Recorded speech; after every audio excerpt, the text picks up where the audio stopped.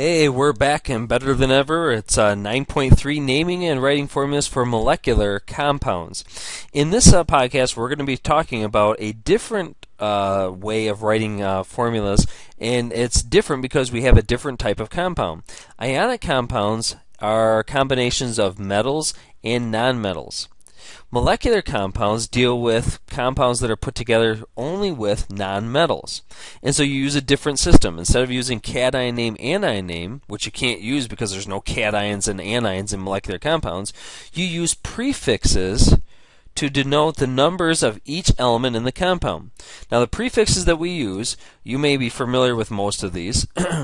The prefix for 1 is mono. I mean, you could also use uni as in a unicycle, but we use the prefix mono. The prefix for 2 is di. Now, in some cases you can use bi, but we already use bi to show hydrogen in a compound, so we have to use di. 3 is tri. That's pretty standard. 4, now in geometry you might be using quad as in quadrilateral, but we use the prefix tetra, as in the game Tetris, which is, if you've ever played Tetris, is a game where you're trying to take different combinations of 4 blocks and piece them together. So that's why it's called Tetris, because they're 4 blocks. Tetra is the prefix. We use penta for 5. Now for 6 and 7, we use hexa and hepta. 8 is octa, of course, 9 nona, and 10 deca. So this is how this thing works. We'll scroll down. And continuing to scroll down. If you have the compound NO, you have 1 nitrogen and 1 oxygen.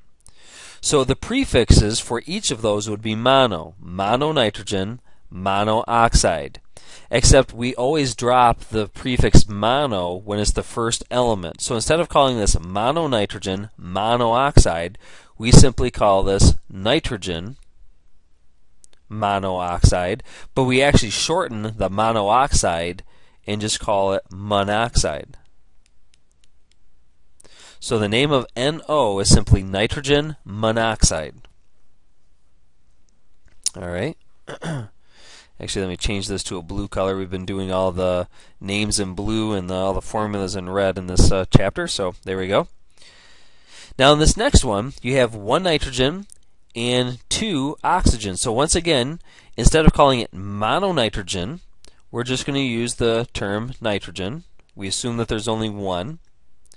And we have dioxide. The prefix for 2 is di, so we have dioxide as a second part. 1 nitrogen, 2 oxygens, nitrogen dioxide.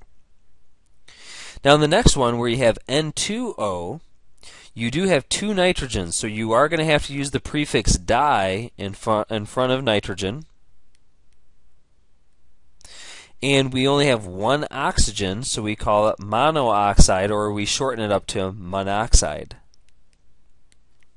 Nitrogen, dinitrogen, monoxide. Okay, scrolling down. In this next one, we have 2 nitrogens, 4 oxygens. So we have dinitrogen, 2 nitrogens. And now we have tetraoxide, but we can just shorten it to tetroxide. Now, if you get something wrong on a quiz or a test where you think that it's tetraoxide and it's really tetroxide, don't worry about it. We're not going to be that particular. We're just simply correcting and say, no, we do shorten that. All right. Now, if you think you got the hang of this thing, go ahead and try to work ahead, pause the podcast, and see if you can't name a bunch of these, and then restart the podcast and see where you're at. All right. SF6, 1 sulfur, 6 fluorines or fluorides. So we're simply going to call this sulfur. Drop the mono because this is the first element. Sulfur hexa fluoride. Sulfur hexafluoride. P2Cl5. We have 2 phosphorus, so it's diphosphorus. Pentachloride.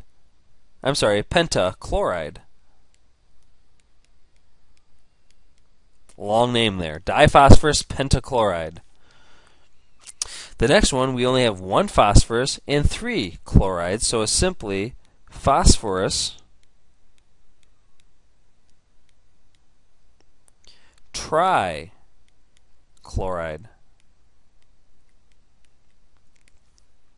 All right. Scrolling back up to the top here. Now we're going to start to encounter a few compounds that you probably have heard of before. CO, 1 carbon, 1 oxygen. We have carbon, drop the mono, with a carbon because it's the first element. Monoxide, or again we'll shorten it to monoxide. Carbon monoxide, CO. CO2, of course you already knew what the name of this thing was, but now you know why it's called carbon dioxide.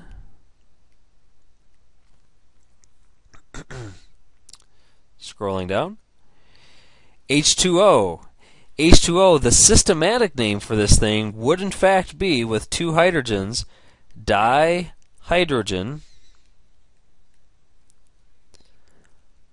monoxide. However, of course, nobody calls it dihydrogen monoxide. We all just simply call it water, even in the most formal settings. But the term dihydrogen monoxide, that's again one of those things that you can go home and impress your friends with. So if you want to offer them a glass of water, simply ask them if they would like a glass of dihydrogen monoxide. They will think you're really, really cool. Or maybe not, but depends on your friends, I guess. All right.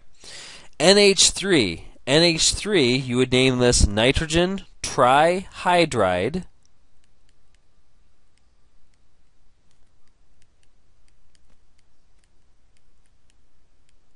However, nobody calls this nitrogen trihydride.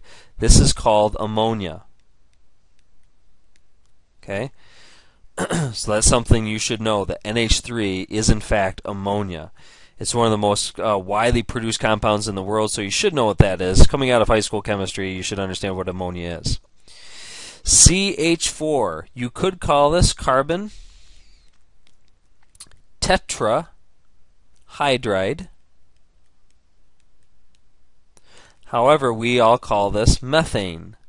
Now that has to do with an organic form of naming. That's a different system that we're not going to get into. But CH4 methane is a very, very common compound. Now I'm not going to throw any curveballs at you on a test and say, give you carbon tetrahydride, or give you CH4, you name it carbon tetrahydride, and then me mark it wrong. That's not going to happen. If you ever give the proper name, or what's called the systematic name for a compound, and it's correct, you get the full credit for it. But in this case, nobody calls it that. We call that methane. Just so you know. Okay, scrolling down. SO3, sulfur trioxide. And the last one that we're going to name here, IF7, would be iodine heptafluoride.